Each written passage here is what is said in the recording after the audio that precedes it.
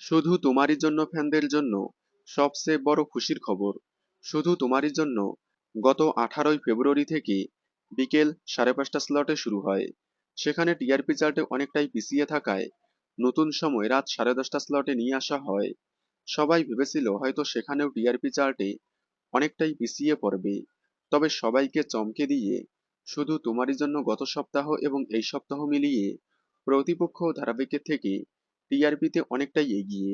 Time slot উলটপালট হয়ে যাওয়ার কারণে শুধু তোমারই জন্য ধারাবাহিকের 2টি টিআরপি এসেছে।